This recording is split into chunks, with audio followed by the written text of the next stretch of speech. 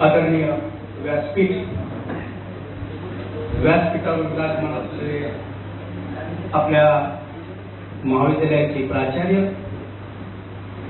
तथा प्रशालेचे मुख्याध्यापक सन्माननीय चव्हाण सर, उपप्राचार्य आदरणीय पॅटी सर, ज्येष्ठ पर्यवेक्षिका क्षीरसागर मॅडम, सर्व पदाधिकारी, माझे सहकारी शिक्षक शिक्षिका शिक्षकेतर बंधू भगिनींनो, निश्चयाचा महामेरू बहुत जनांचे आधारून अखंड स्थितीचा निजारून श्रीमंत योगी मराठी अस्मितेचा हुंकार असणारे हिंदवी स्वराज्याचे संस्थापक छत्रपती शिवरायांना प्रथमतः मी विनम्र अभिवादन करतो। त्याचप्रमाणे आशिया खंडातील पहिल्या स्त्री शिक्षिका, पहिल्या स्त्री मुख्याध्यापिका क्रांतीज्योती सावित्रीबाई माता यांनाही मानाचा मुद्रा करतो। 65 किलो वजनाची तलवार एका हातामध्ये पेलतो त्याचं नाव केसाजी। 2000 शत्रूशी एकटाच झुंज देतो त्याचं नाव बाजी। हात तुटला तरी अखेरपर्यंत शत्रूशी लढतो त्याचं नाव तानाजी। 8 तासामध्ये घोडा दिल्लीहून पुण्याला घेऊन येतो त्याचं नाव संताजी। शत्रूच्या छावणीमध्ये घुसून त्या शत्रूचा मुकुटमणी तोडून आणतो त्याचं नाव धनाजी। ठाण्या वाघाला सामोरं जातो आणि त्याला फाडतो त्याचं नाव संभाजी। आणि या सगळ्यांना एकत्रित करून स्वराज्याचं तोरण मारतो त्याचं नाव शिवाजी। मित्र हो, मध्ययुगीन इतिहासाच्या काळामध्ये ज्यांनी आपलं अलौकिक कर्तृत्व गाजवलं अशा अतुलनीय व्यक्तिमत्वाची महती सांगताना एक कवी म्हणतो, नद्या नाले तुडुंब भरले सर सागराची हेरी काय। नद्या नाले तुडुंब भरले सर सागराची हेरी काय। अनेक नगारे जरी वाजले दोन्ही मेघांचा होईल काय। अनेक काजवे जरी चमकले प्रकाश सूर्याचा होईल काय।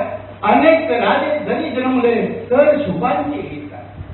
शिवराय बद्दलच्या गर्वगीत असलेल्या ह्या ओळ्या ऐकल्या की आमचं मन आनंदून जातं, आमच्या उत्साहाला भरत येतं आणि 350 वर्षापूर्वीचा इतिहास आमच्या डोळ्यातून उभा राहतो आणि अंगावरती रोमांच उभे राहतात। मित्र, 1680 साली रायगडावर महाराज आपला देह ठेवला,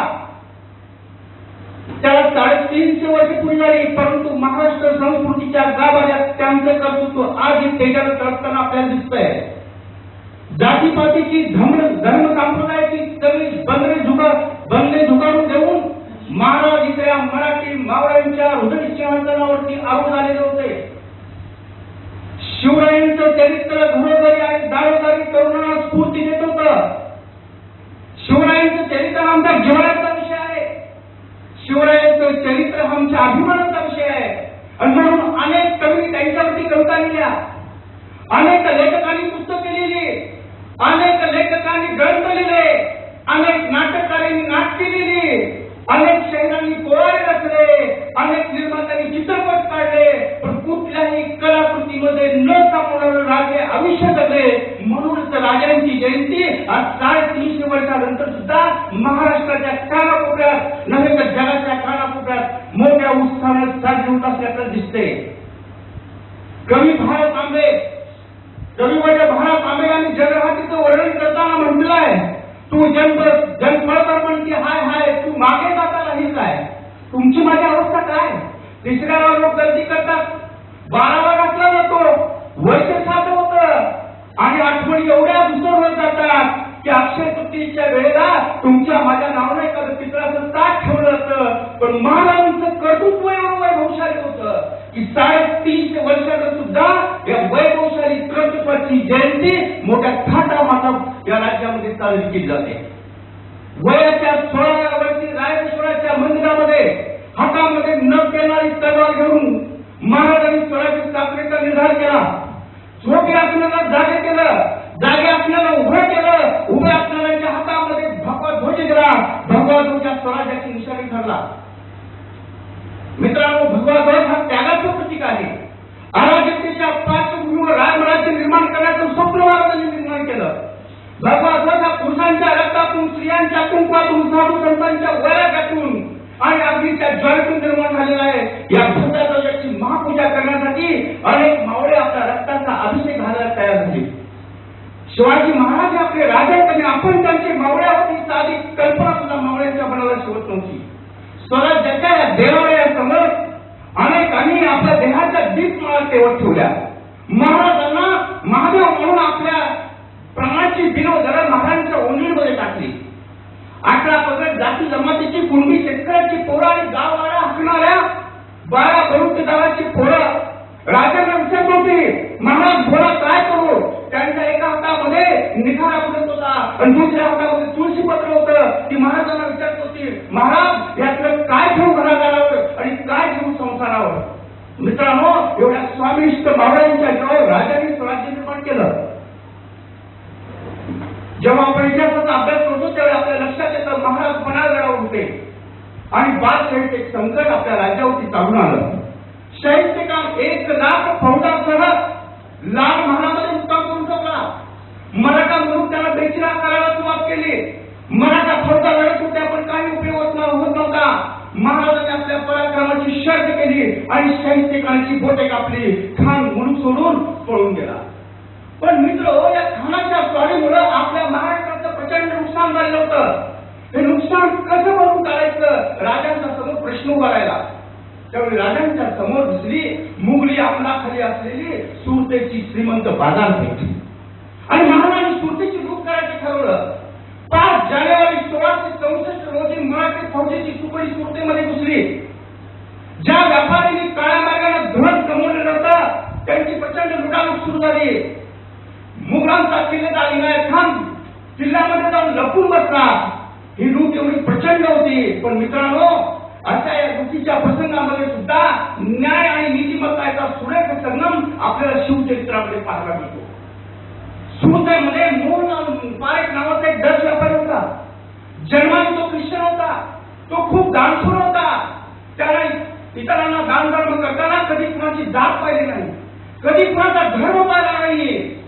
अशा व्यापाऱ्याचं नुकतंच निधन झालेलं होतं आणि मराठा फौजेची तुकडी सुरतेमध्ये घुसलेली आहे हे जेव्हा त्याच्या पत्नीनं पाहिलं त्यावेळी आपल्या एकूण त्या पोराला पोटाची कवटाळून ती माता घराचे दरवाजे बंद करून उभी राहिली. घराच्या दरवाज्यात बंद करून पाहत होती की मराठी फौजेची एक तुकडी आपल्या घराच्या दिशेने येत आहे. ती माता घाबरून गेली. मनामध्ये विचारांचं काहून लागलं, काय करावं तिला कळेना. फक्त ती मराठा फौजेची तुकडी तिच्या दारामध्ये उभा राहिली होती. कसली हालचाल ऐकू येत नव्हती. तिला खूप राग आला. ती माता घराच्या बाहेर आली. अगदी पैशाला रागाने म्हणाली, लुटा मारा मला. त्यावेळी मराठी फौजेचा प्रमुख पुढे आला आणि म्हणाला, आम्ही तुम्हाला मारण्यासाठी किंवा लुटण्यासाठी आलेलो नाही. तुमच्या पतीनं जो दानधर्म केलेला आहे त्याची नोंद राजांच्या दप्तरामध्ये आहे. राजाने तुमचं रक्षण करण्यासाठी आम्हाला इथं पाठवलेलं आहे. आमच्या मराठ्या फौजेकडून तुम्हाला कसलाही त्रास होऊ नये म्हणून आम्ही तुमचे इथं रक्षण करण्यासाठी उभारलो आहोत. महाराजांचं फौजेचे वाक्य ऐकल्या त्या प्रमुखाचं त्या परकीय माऊलीच्या डोळ्यामध्ये अश्रू पडायचे. शाहीची काळाची बोटे तुटली. सुरतेची लूट झाली. याचा परिणाम म्हणून मिर्झाराजे जयसिंग आणि जयसिंगाचे एक संकट आपल्या राज्यावरती आलं. मराठा सैनिक निकालाने लढत होते पण काही चालत नव्हतं. मराठा सैनिकांचा नागराज होत होता. काय करावं कळत नव्हतं. आणि मित्रांनो, जिलेब खान आणि मिर्झाराजे जयसिंग हे अत्यंत धूर्त सेनानी होते. त्यांनी ठरवलं की काही करून मराठी साम्राज्य आपल्याकडे ताब्यात घ्यायचं, आपण ते मिळवायचं. पण मित्रांनो, राजांना माहित होतं राजकारणात 2 पावलं पुढे जायचं असेल तर 4 पावलं पाठीमागे यावं लागतं. जिथं शक्ती चालत नाही, जिथं युक्तीचा उपयोग होत नाही, तेव्हा महाराजांनी ठरवलं आपण काही करून मुघलांच्याकडे जायचं आणि तह करायचा. म्हणून राजे मिर्झाराजे जयसिंगाच्या छावणीमध्ये गेले आणि 1665 मध्ये राजांनी मिर्झाराजे जयसिंग बरोबर तह केला. त्या कामामध्ये राजांनी कबूल केलं 23 किल्ले आणि 4 लक्ष होण्याचा प्रदेश मुघलांना द्यायचा. पण मित्र हो, मिर्झाराजे जयसिंग हा खूप मुसद्दी आणि हुशार होता. त्यानं राजांना अट घातली. हा आपल्यामध्ये तह झालाय खराय, पण या तहाची बोलणी आपल्यामध्ये झाली आहे सांगण्यासाठी आपण आग्र्याला जावं आणि औरंगजेबाला सांगावं. राजांनी नागराजांना ती मागणी मान्य केली. मिर्झाराजे जयसिंग एक प्यादी पुढे करत होता. मिर्झाराजे जयसिंगाला दुसरी अट घातली. राजे, आपण तुम्ही माझ्याबरोबर इथं तह करतात पण बाहेर गेल्यानंतर तुम्ही जर तह मोडला तर बादशाह मला पाय जाऊन सुद्धा जाऊ देणार नाही. त्यामुळे तुम्ही आपल्या युवराजांना जामीन म्हणून माझ्याकडे स्वाधीन करावं. महाराजांच्या काळजामध्ये चढ झालं. 8 वर्षाचा शंभूराजा आईला वाढलेल्या पोराला शत्रूच्या चावडीमध्ये जामीन म्हणून द्यायचं. पण महाराजांचा नाग लाग होता. महाराज राजगडावरती आले. शंभूराजांना राजशिष्टाचार समजावून सांगितले. राजपूत कडा पटालांच्या चालीरीती समजावून सांगितल्या आणि शंभूराजांना एके दिवशी मिर्झा राजे जयसिंगच्या छावणीमध्ये सोडण्यात आलं. शंभूराजे कुशाग्र बुद्धीचे होते. त्यांचं बोलणं अगदी ओघवी होतं. कुणाशी काय कसं बोलायचं त्यांना माहित होतं. 1 महिन्याच्या कालावधीमध्ये शंभूराजांनी तिथल्या कन्या राजपूत पठाणांची मनं जिंकून घेतली. 1 महिन्यामध्ये 23 किल्ल्यावरचे भगवे ध्वज खाली उतरले. 4 लक्ष होणाऱ्या मुलुकावरती मुलांचे पहाड बसले आणि शंभूराजांना पुन्हा राजगडावर पाठवण्याचा दिवस उजाडला. पण 1 महिन्याच्या कालावधीमधलं शंभूराजांचं वागणं मिर्झा राजे जयसिंग आणि त्या राजपूत कडा पठाणांना एवढं आवडलं होतं की त्यांनी संभाजी राजांच्या शंभू राजांच्या निरोपासाठी एक कार्यक्रम आयोजित केला. शंभूराजे पुढे बसलेले आहेत. उजव्या बाजूला मिर्झा राजे जयसिंग आहेत. डाव्या बाजूला दिलेर खान आहे आणि पुढे राजपूत आणि कवी पठाण मंडळी बसले आहेत. प्रत्येक जण आपापल्या परीने शंभूराजांना इनाम बहाल करत होता. मिर्झा राजे जयसिंगाने सुद्धा एक रत्नजडी सोनेरी कटार शंभूराजांना बहाल केली. शंभूराजांनी ती अर्जुन स्वीकारली. आता नंबर होता दिलेर खानाचा. दिलेर खानाने टाळी वाजवली. एवढ्या दिलेर खानाचा एक सेवक नोकर लगबगीने येताना दिसला. त्याच्या पाठोपाठ एक हत्ती सजवलेला हत्ती बाहेर बोलत येत होता. त्या हत्तीच्या सोन्यामध्ये पुष्पमाला होती. तो हत्ती शंभूराजांच्या समोर आला. नतमस्तक झाला. गुडघ्यावरती टेकला आणि शंभू महाराजांच्या गळ्यामध्ये त्या हत्तीने ती पुष्पमाला घातली. पुन्हा हत्ती उभा राहिला. पुन्हा गुडघे टेकला आणि पुन्हा सर्वांना वंदन करून तो हत्ती आल्या मार्गाने निघून गेला. त्याच वेळी दिलेर खानानं शंभूराजांना विचारलं, कुंवर शंभूराजे, आम्ही तुम्हाला जी भेट दिली तुम्हाला आवडली का? शंभूराजांनी उत्तरार्थी मान डोलवली. शंभूराजांनी उत्तरार्थी मान डोलवली. त्यावेळी मित्रांनो दिलेर खानाचे डोळे काय वेगळे बोलत होते. दिलेर खानाने पुन्हा विचारलं, शंभूराजे, आम्ही दिलेला तुम्हाला हत्ती आवडला, आम्ही दिलेली भेट तुम्हाला आवडली, पण गेले वर्ष 6 महिने झालं मी भौगोलिक परिस्थितीमध्ये राहतोय. इथं उंच उंच पर्वत आहेत, उंच उंच डोंगर आहेत, नागमोडी वळणे रस्ते आहेत, अरुंद रस्ते आहेत, तीव्र दाट नाळे. अशा या भौगोलिक परिस्थितीतून आम्ही दिलेला हत्ती आपण राजगडावरती कसा काय घेऊन जाणार? मित्रांनो, 8 वर्षे वयाच्या शंभू राजानं दिलेर खानाला दिलेले उत्तर अप्रतिम आहे. दिलेर खानाला शंभू राजे म्हणतात, खान साहेब, तुम्ही दिलेला हत्ती आवडला. हा हत्ती घेऊन 8-15 दिवस मदत करत मी राजगडावरती जाईन आणि आबासाहेबांच्या चरणी आपण दिलेली भेट अर्पण करेन. पण माझ्या मनाला एक प्रश्न पडलेला आहे.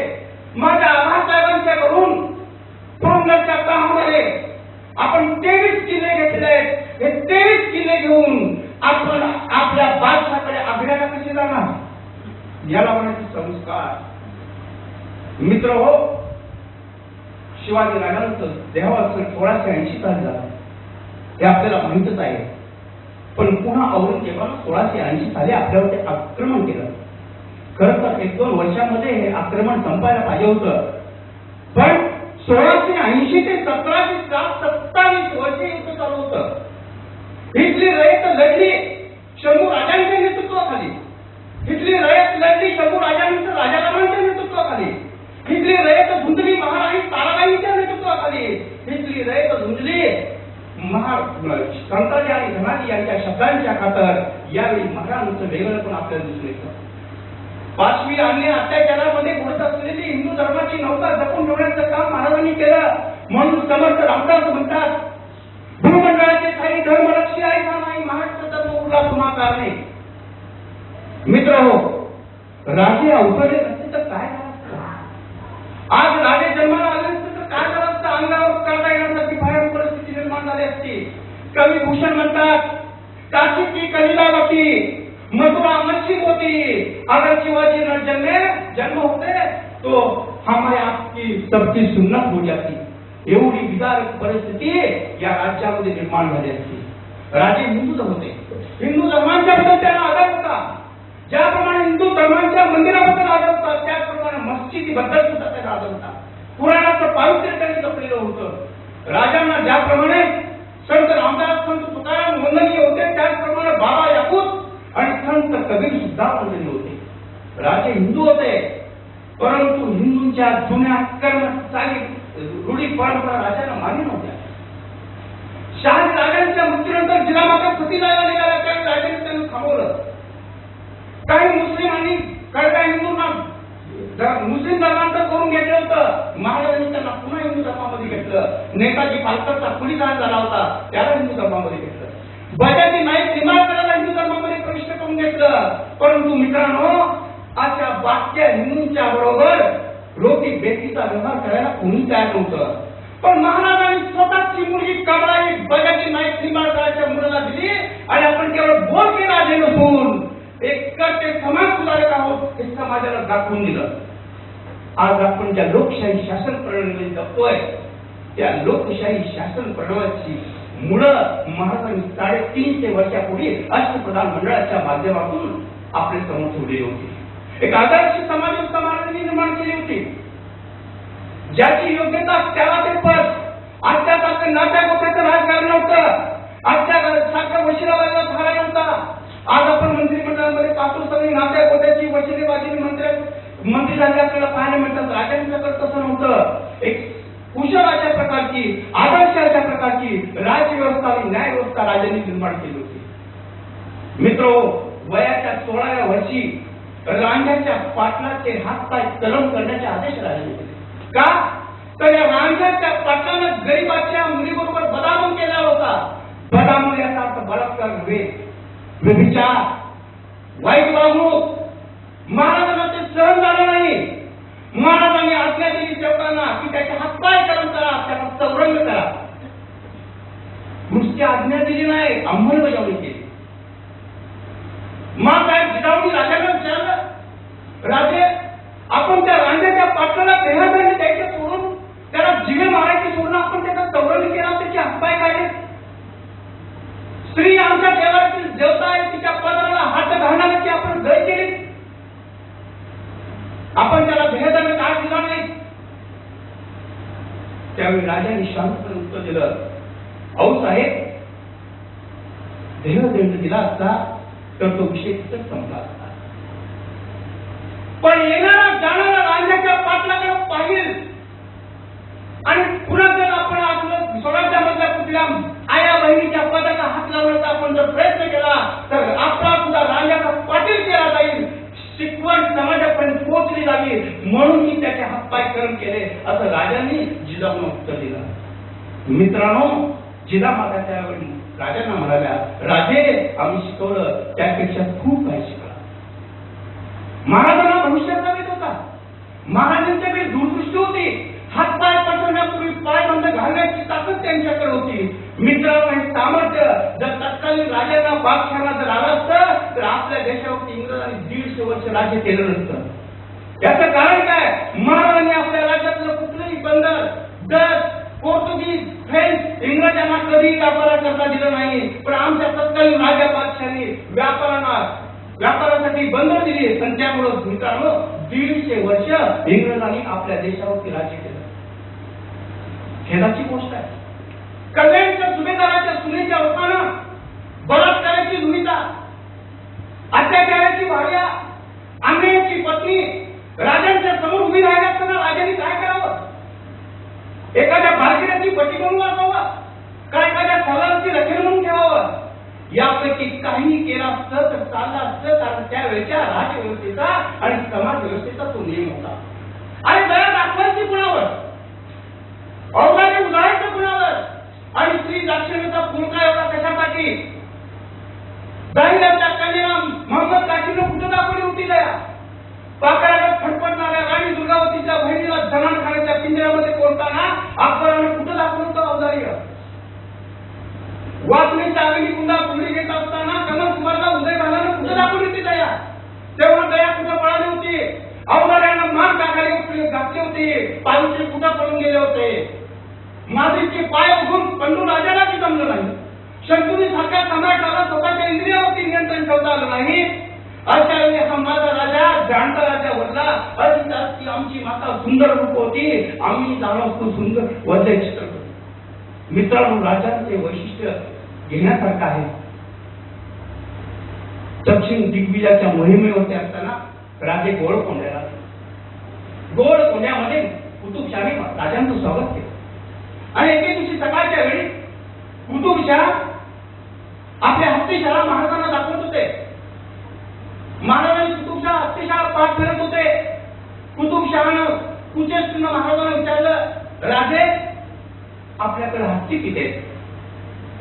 महाराजांनी उत्तर दिलं, खान साहेब, आम्ही पहाडी माणसं, आमच्याकडे हत्ती नाही, पण हत्तीच्या सामर्थ्याची माणसं आमच्याकडे आहे. त्याच दिवशी सायंकाळी कर्मशीसाठी 7 मारीचा खेळ आयोजित केला होता आणि एका आखाड्यामध्ये हत्ती सोडलेला होता, धुंद हत्ती सोडलेला होता. कुतुबशाह सकाळचं बोलणं महाराजांच्या बरोबरचं आठवलं. कुतुबशाहनं राजांच्यावरती नजर टाकली. राजांची नजर समोर बसल्या एकाची कंकावरती पडली. एकाची कंक स्वराज्यातले एक व्यक्तिमत्व, कुस्तीच्या फडामध्ये महाराजांना सापडलेलं ते व्यक्तिमत्व, स्वराज्याच्या कामी लागलेलं उपयोगी पडलेलं ते व्यक्तिमत्व. एकाची कंकाने पाहिलं, महाराज आपल्याकडे पाहतायत. एकाची कंक आपल्या आसनावर आखाड्यामध्ये गेले, हत्तीचं बळ आजमावलं, दोघांमध्ये बऱ्याच वेळ धुमचक्री झाली आणि आता एक तलवारचा वार त्याने हत्तीवरती घातला की हत्ती रणांगण सोडून पळून गेला. कुतुबशाहला नवल वाटलं. कुतुबशाह आपल्या आसनावर उठला, एकाच्या जवळ गेला, पाठीवरती हात ठेवला आणि आपल्या गळ्यातला रत्नजडित कंठा एकाजी कंकच्या गळ्यामध्ये घालणार. एवढ्यात एकाजी कंक म्हणाला, माझं कौतुक करण्यासाठी माझा राजा समर्थ आहे. मित्रांनो, हनुमंताच्या ठाई असणारी रामनिष्ठा मावळ्यांच्या रोमारोमात भरली होती म्हणून एक स्वराज्य निर्माण. आग्र्याच्या सुटकेनंतर महाराज राजगडावर बसलेले होते. आग्र्याच्या सुटकेनंतर महाराज राजगडावर बसले आपल्या सरदारांच्या बरोबर गप्पा गोष्टीत मारत होते. एवढ्यात एक मावळा महाराजांच्या समोर येताना दिसला. महाराज ताट करून उभे आले आणि त्या मावळ्यांच्या दिशेने गेले. त्या मावळ्याला त्यांनी मिठी मारली. प्रत्येक जण आश्चर्याने पाहू लागला. आग्र्याच्या सुटकेमध्ये स्वतःचा प्राण जीवात घालून, धोक्यात घालून ज्यांनी महाराजांना वाचवलं होतं तो मदानी मेहतर होता. राजांनी मदानी मेहतरला मिठी मारली. दोघांच्या डोळ्यातून आश्रू पडले. त्याच वेळी महाराजांच्या डोळ्यासमोर थोरात खानचा तो वेळा ठेवला. महाराजांनी मदाला जवळ घेतलं आणि विचारलं, बोल मदानी, तुला काय देऊ? तो मराठी मुलगाचा स्वामी मदाला विचारत होता, बोल मदानी, तुला काय देऊ? हत्ती देऊ, घोडा देऊ, वतन देऊ की पालखी देऊ? पण साधं विसरूट सुद्धा न फुटलेलं ते मुसलमान पोरग म्हणाल, महाराज, मला तुमचे हत्ती नको, मला तुमचे घोडे नको, तुमची पालखी नको, तुमचे वतन नको, पण तुम्ही ज्या सिंहासनावरती बसता त्या सिंहासनावर फडकं मारण्याचं काम मला द्या. मित्रांनो, तेवढी निष्ठा. किती जणांची नाव घ्यावी? मुरादाजी, बाजी, एकाजी, गोदाजी, कान्होजी, किती जणांची नाव घ्यावी? दक्षिण दिवाळीच्या वेळी महाराज आंध्र प्रदेशातील श्रीशैल्य मल्लिकार्जुन, आंध्र प्रदेशामध्ये श्रीशैल्य मल्लिकार्जुनाचं मंदिर आहे. महाराज मंदिरामध्ये गेले, मंदिराचं दर्शन घेतलं. आपणही मंदिरामध्ये जातो, दर्शन घेतो, प्रसाद घेतो आणि पुढच्या प्रवासाला घेतो. महाराजांनी पाहिलं, मंदिराचं दर्शन घेतलं, मंदिराच्या बाहेर आले, आसपासचा परिसर पाहिला. मंदिराजवळ नदी वाटे महाराजांच्या लक्षात आलं. पण या लोककल्याणकारी राजाच्या लक्षामध्ये आलं की या नदीवरती घाट बांधलेले नाहीत, येणाऱ्या भाविकांची सोय होत आहे. म्हणून महाराजांनी त्या आंध्रच्या मुक्कामामध्ये तिथल्या कारागिरांना बोलावून घेतलं आणि सांगितलं, या नदीवरती घाट बांधले पाहिजेत आणि त्या घाट बांधण्याची सोय महाराजांनी त्या आंध्रच्या मुक्कामामध्ये केली. खरं तर महाराजांना म्हणता आलं असतं, हा काय मतदारसंघ माझ्या हद्दीत येत नाही, पण महाराज हे लोककल्याणकारी होते आणि म्हणून महाराजांनी काम केलं. 4 दिवसानंतर महाराज पुन्हा मंदिरामध्ये गेले, मंदिराचं दर्शन घेतलं, बाहेर आले आणि कळसाचं दर्शन घ्यावं म्हणून महाराजांनी वर हात जोडले, कळसाकडे पाहिलं तर महाराजांच्या लक्षात आलं त्या मंदिराच्या बाजूला फक्त 3च गोकुळ आहेत, 4थं गोकुळ अर्धवट आहे. महाराजांच्या मनामध्ये पाच चुकले. हे चौथं गोपूर का बरं लागलं? महाराजांनी कारागिरांना बोलवलं, लागतील तेवढे पैसे दिले आणि सांगितले चौथं गोपूर बांधून पूर्ण करा. आणि महाराज आपल्या पुढच्या मूर्ती निघून गेले. त्या कारागिरांच्या मनामध्ये एक प्रश्न निर्माण झाला, महाराष्ट्राचा एक राजा येतो काय आणि आपल्या राज्यामध्ये गोपूर नाही, घाट नाही, त्याची सोय करतो. आला आज अनेक राजे महाराज येऊन गेले पण कुणाच्याही लक्षात आलं नाही. त्या कारागिरांना चौथं गोपूर बांधलं. पण मित्रांनो, त्या कारागिरांच्या मनामध्ये चांगला विषय आला तो म्हणजे ज्या राजांनी आपल्याला हे सगळं काम करायला सांगितलं त्या राजाची आपल्या डोळ्यासमोर दिसत आहे. त्यासाठी काय करता येईल? त्यासाठी त्या कारागिरांनी वर्गणी काढली आणि राजांचं जिवंतपणी राजांच्या जिवंतपणी पहिलंच स्मारक त्या चौथ्या गोपुरामध्ये उभा केलं. आज या आपल्याला श्रीशैल मल्लिकार्जुनच्या मंदिरावरती चौथ्या गोपुरामध्ये राजाचं स्मारक आपल्याला दिसत आहे. मित्र हो, ऐसा राजा होई नाही, राजा महाराष्ट्राचा आणि पहिलं जिवंतपणे असणारं स्मारक आंध्र प्रदेशात. महाराज दक्षिण दिग्विजयाच्या निमित्तानं कर्नाटकात बेलवडीचे आले. बेलवडीचं ठाण दादाजी हा सरदार बरोबर होता. त्या बेलवडीच्या ठाण्याची जी मालकी होती, ठाणेदारी होती, ती सावित्रीबाई देसाई. मुघलांच्या आधिपत्याखाली काम करणारी ती सावित्रीबाई देसाई. तिच्या ताब्यामध्ये तिच्या पतीच्या मृत्यूनंतर ते ठाण तिच्या ताब्यात होतं, ताब्यामध्ये होतं. दादाजीला वाटलं स्त्री तर आहे, महिला तर आहे, आतापर्यंत आपण अनेक दिग्विजय केले, दादाजीवर ठाण ताब्यात घेऊयात. म्हणून दादाजीने त्या निवडक सैन्य घेतले आणि त्या निवडक सैन्याला घेऊन दादाजीनं त्या बेलवाडीच्या ठाण्यावर हल्ला ठेवला. मित्र, पहिल्याच प्रयत्नामध्ये सावित्रीबाईनं त्या दादाजीचा पराभव केला. दादाजीला खूप वाईट वाटलं. एका महिलेकडून आपला पराभव झाला. दादाजीला पुन्हा आणखी काही सैन्य जमा केले, पुन्हा सावित्रीबाईच्या त्या ठाण्यावर हल्ला केला आणि यावेळी मात्र सावित्रीबाईचा पराभव झाला. दादाजीने सावित्रीबाईला कैद केलं आणि कैद करून तो राजांच्याकडे घेऊन आला. सावित्रीबाईला कळलं आता आपण कैदी आहोत, राजा आपल्याला शिक्षा करणार. येत असताना सावित्रीबाई थोड्या वेळ थांबले आणि दादाजींना म्हणाले मी थोडं घरामध्ये जाऊन येते. येत असताना तिने आपलं तांदूळ बाळ बरोबर घेतलं आणि महाराजांच्या समोर उभी राहिली. महाराज आसनावरती बसलेले होते. ते आपलं तांदूळ बाळ तिने महाराजांच्या मांडीवर ठेवलं आणि महाराजांना म्हणाली महाराज मी तुमची कैदी आहे, तुम्ही मला हवी तर तुम्ही मला पाहिजे ती शिक्षा करा, पण यामध्ये माझ्या तांबुल्या बाळाचा काही दोष नाही. महाराजांनी तुम्ही धावसे केलं. महाराजांनी डोळ्याने आपल्या चिटणीसाला खुलवलं. चिटणीसाला एका वाटीमध्ये दूध आणि चमचा आणला. महाराजांनी चमच्याने त्या बाळाला दूध भरवलं आणि महाराज सावित्रीबाईकडे पाहत म्हणाले हा हा आहे ना आमच्या मांडीवर बसला तो आमचा भाचा आहे, तुम्ही आमच्या भगिनी आहात. मग कुठला भाऊ आपल्या बहिणीला अटक करतो, शिक्षा देतो, तिचं राज्य बळावतो. दादाजी आमच्या बहिणीच्या चोरी बांगडीसाठी तिला वतन लावून द्या, तिचं राज्य तिला परत करा आणि आमचा जो भाता आहे ना त्याच्यासाठी सुद्धा वतनाची सोय करा.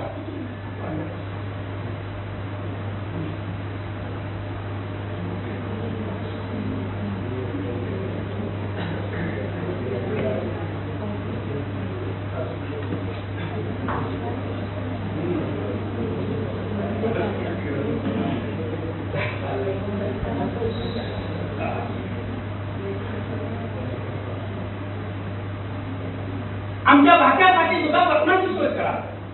सावित्रीबाईंना आश्चर्य वाटलं. शत्रूचा राजा शत्रूला शिक्षा करायच्या ऐवजी आपल्या भाग्यासाठी वतन लावतो, आपल्या बहिणीला चोरी लागण्यासाठी वतन देतो.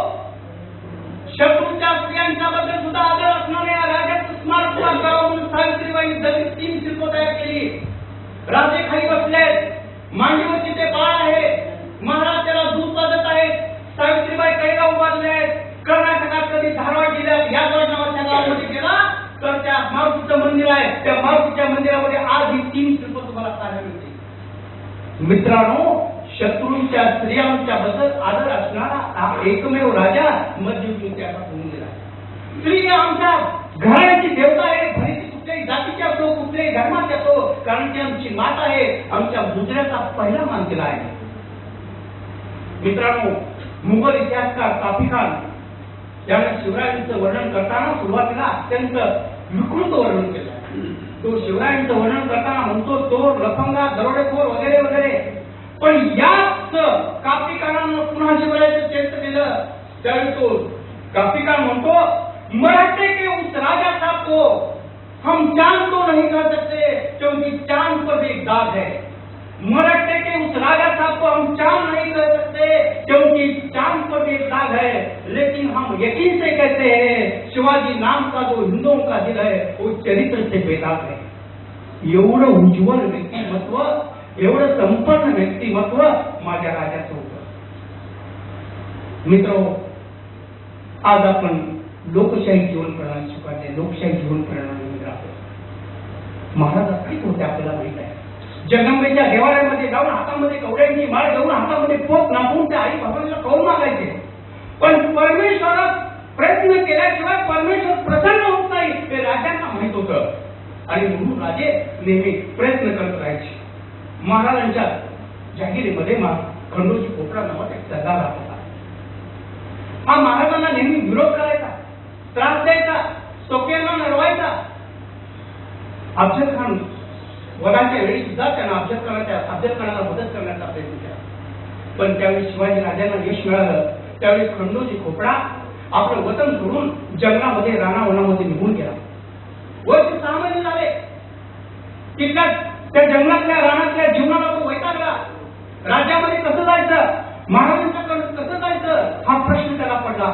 एवढ्याच त्याला आठवण झाली आपले जावई हैबतराव चळवणकर. त्यांनी आपल्या जावयाकडे हैबतराव चळवणकर यांच्याकडे आले आणि त्यांनी सांगितलं की माझ्याकडून चूक झालेली आहे, मला महाराजांची माफी मागायची. हैबतराव चळवणकर आपल्या सासऱ्याला घेऊन कान्होजी जेधे याच्याकडे आले. कान्होजी जेधे हे स्वराज्यातलं ऋषिकुल्य व्यक्तिमत्व होतं. महाराजांच्याकडे त्यांच्या शब्दाला मान होता. कान्होजी जेधे, हैबतराव चळवणकर आणि खंडोजी खोपडा या दोघा जावया सासऱ्याला घेऊन राजांच्या समोर आले आणि राजांना कान्होजी जेधे म्हणाले, महाराज खंडोजी खोपडा पस्तावला, त्याच्याकडून चूक झालेली आहे, त्याचे प्राण आणि वतन वाचवा. महाराजांनी कान्होजीच्या शब्दाला लगेच होकार दिला. पण मित्र हो, एके दिवशी कान्होजी जेधे गडावरून काही कामानिमित्त बाहेर गावी गेले होते आणि तो खंडोजी खोपडा काही कामाच्या निमित्तानं राजांच्या समोर येऊन उभा राहिला. खानाला मदत करणारा, स्वकीयांना नडवणारा, आपल्याला त्रास देणारा खंडोजी खोपडा आपल्या समोर उभा राहिला. महाराजांनी पाहिलं, महाराजांची तळपायाची आत्महत्या केली. महाराजांनी चौकांना आदेश दिले, हात पाय करून करा त्याचे. खंडोजी खोपडा दयावर पडू लागला, पछतावू लागला. महाराजांनी लगेच सूचना दिली आणि खंडोजी खोपड्याचे हात पाय करून केले. कान्होजी जेधे वार्ता समजली. कान्होजी जेधे गडावरती आले, महाराजांच्या समोर उभे राहिले आणि महाराजांना म्हणाले, आपण कान्होजी जेधेचे हात पाय करून केले, काय तो आमच्या शब्दाला मानलं. त्यावेळी महाराजांनी उत्तर दिलं, कान्होजी, या स्वराज्यामध्ये वचला असला म्हणजे कुणाचे काही कपून घेतलं तर चालेल का? आपल्याला तसं करता येतं. मी तुम्हाला शब्द दिलेला होता, त्याचे प्राण आणि वतन वाचवतो, त्याप्रमाणे त्याचे प्राण वाचवलेले आहेत आणि वतन वाचवलेलं आहे. कान्होजी जेधे आल्या पावलाने निघून गेले. महाराजांचं अशा प्रकारचे मुसलते धोरण होतं. मित्रो, आज आपण पाहतोय समाजामध्ये दयनीय अवस्था. शिवरायांच्या काळामध्ये मुलगी जन्माला येणं त्यावेळेला आनंद स्वतःला केला जायचा.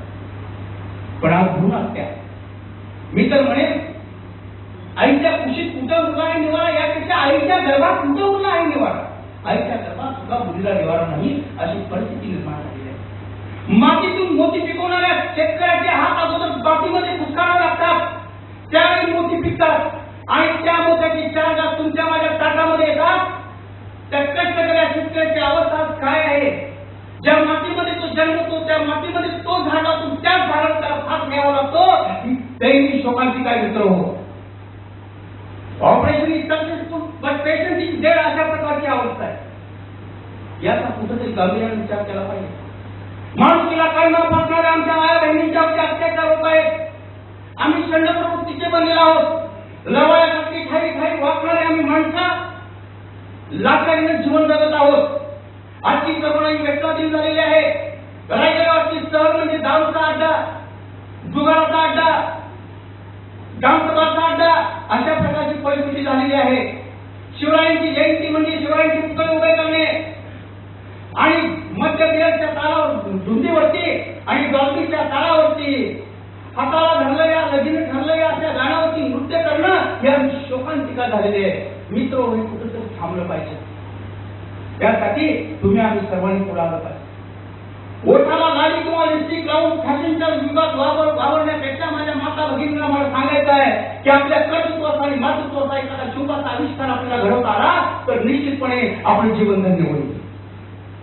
मित्र मला आणखी पुढे सांगायचं आहे. आज असं म्हटलं की आजच्या तरुणांच्या पुढे आदर्श नाही.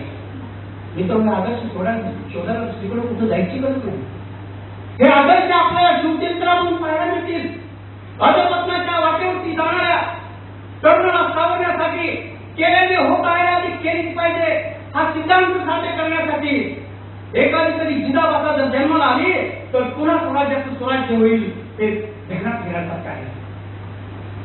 मित्र आपल्याला माहितच आहे की महात्मा शिंदेनं आपलं तख्त दिल्लीच्या टक्केपार नेलं. राघोबा दादांनी आपलं भगवं निशाण फडकावलं. ही परिस्थिती आपल्याला माहित आहे. आपण शिवचरित्रातून बोध घेतला आहे. पण आज देशाला स्वातंत्र्य मिळून 75 वर्ष झाली तरी महाराष्ट्राचा माझा कुठलाही मनुष्य दिल्लीचं तख्त काबीज करू शकला नाही. पंतप्रधान पद त्याला मिळालं नाही. आपली शोकांतिका आहे. हिमालयाच्या रचनेसाठी सह्याद्रीच्या मातीला धावून जाण्याची आपली परंपरा आहे.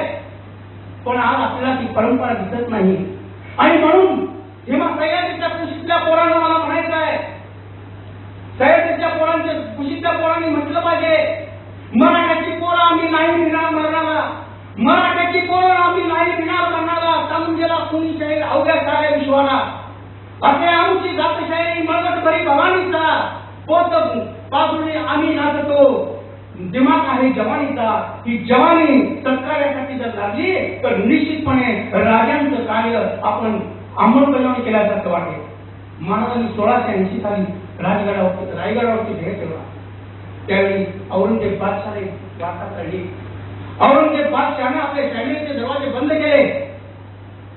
गुडघे टेकून तो हात वर करून नमाजासाठी बसला आणि परमेश्वराला म्हणाला हे अल्लाह हे परवरदिगार तेरे पास सिवा क्या आ रहा है उसका सम्मान रखना आणखी काय बोलू. धन्यवाद.